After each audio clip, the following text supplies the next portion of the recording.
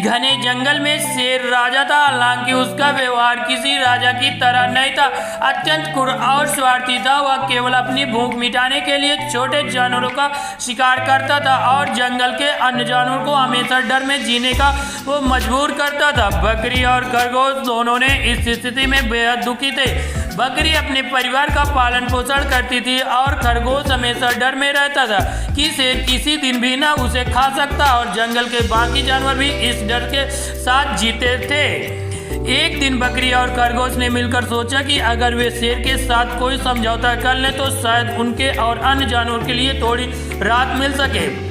वे शेर के पास गए। बकरी ने विनम्रता से हाथ जोड़कर कहा, हे राजा, आप जंगल के सबसे शक्तिशाली प्राणी हैं और हम सब आपकी ताकत और शासन का सम्मान करते हैं, लेकिन अगर आप रोज शिकार करते रहेंगे तो जल्द ही जंगल में कोई जानवर नहीं बचेगा। इससे आपकी भूख भी नहीं मिटेगी। खरगोश ने हाथ जोड़ते हुए कहा, अगर आप हमारी जान बख्श दें तो हम आपके लिए रोज भोजन का इंतजाम करेंगे।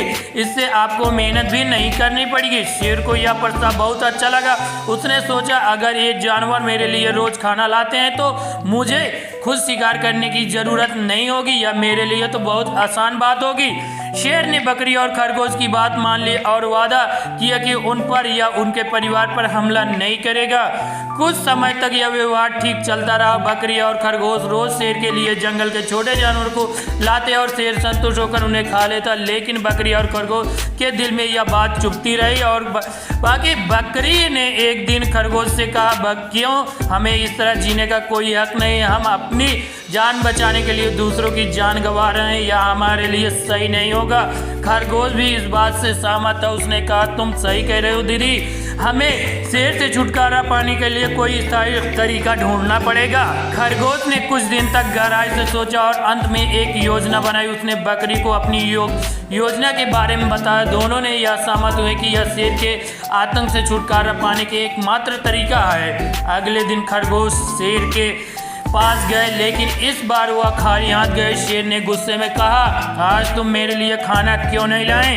खरगोश ने डरने का नाटक करते हुए कहा, हे राजा, हे जंगल के राजा, मैं आपके लिए एक मोटा और एक ताकतवर जानवर लाया था, लेकिन रास्ते में एक और बड़ा शेर आ गया। उसने उस जानवर को मुझसे छीन लिया और कहा कि इस जंगल का असली राजा मैं हूँ। मुझे धमकी भी दे दी और तुम राजा नहीं हो।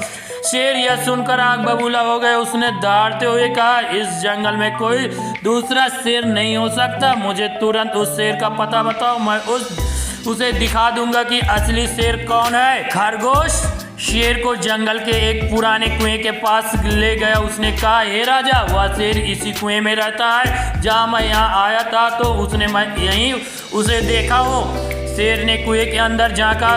जैसे उसने कुएं में पानी की अपनी परछाई दिखाई दी, उसे लगा कि यह दूसरा शेर है। गुस्से में शेर ने जोर से दहाड़ लगाई। कुएं में उसकी गूंज कर वापस आई आवाज। उसने शेर की यकीन मान लिया कि दूसरा शेर भी उसे चुनौती दे रहा है। शेर ने क्रोधित आग बबूला हो गया और अपने प्रतिनिधियों को खत्म करने के लिए कुएं में छलांग लगा दी। कुएं में गिरते ही शेर डूब गए। जी हाँ दोस्तों, शेर के मरने के बाद सभी जानवर राहत की सांस लेने लगे और बकरी और खरगोश ने अपनी हिम्मत और बुद्धिमान से जंगल को एक निर्दयी शेर से आतंक से मुक्त कर दिया और जंगल में सब कुछ खुशी खुशी और बिना डरे रहने लगे। जी हाँ दोस्तों, ये कहानी अच्छी लगी हो तो हमारे चैनल को लाइक कर दीजिए और चैनल को सब्सक्राइब भी कर लीजिए। धन्यवाद।